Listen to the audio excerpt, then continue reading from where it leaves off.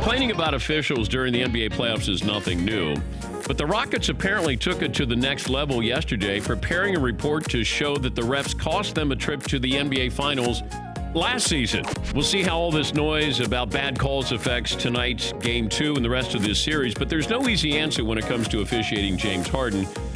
He's physical, he's unorthodox, he draws contact, he likes contact. He's always going to get a lot of calls, but the question is he getting the right calls? There's no perfect solution here, and you can't blame the Rockets for at least trying to gain an advantage here. A tight, competitive series, and it may come down to how it's called. Chris Maddox of Sports Illustrated, their senior NBA writer. This is what it comes down to for me. Are the Rockets saying that there's bad officiating or there's favoritism to the Golden State Warriors? Oh, I think they're saying it's favoritism because, I mean, they're citing kind of specific examples of how the Warriors get the calls and they don't. So I think it's more that than anything else. But Chris, again, Chris, that's a big accusation here. Sure. I mean, but they're trying to back it up with data, right? I mean, that's what that's saving them from just throwing around wild accusations. But you're saying the league is favoring Golden State. They want a result. If you're saying that they favor Golden State, then they want that result. That's a bigger story here. I would agree. Yeah, I mean, I don't know if there's any other way to look at it than to say that the Rockets are, saying that the NBA favors Golden State, or at least the way Golden State plays.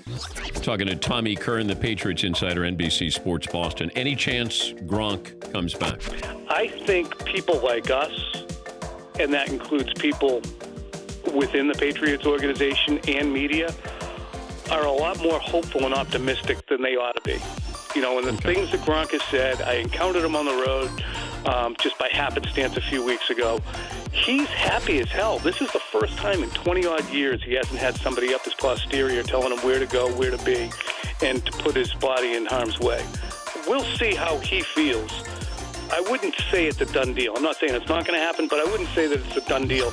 Sam Amick, the senior NBA writer for The Athletic. Does the lottery and where Zion goes affects anybody's free agency plans?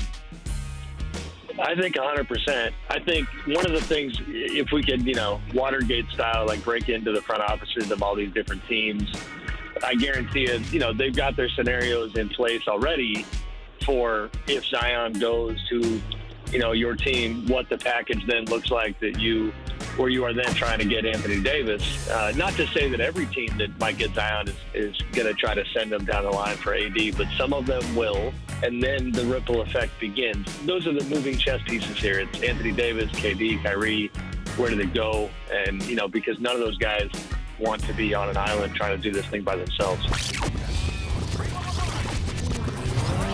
Check out the Dan Patrick Show, weekday mornings on Audience, or stream on VR Live.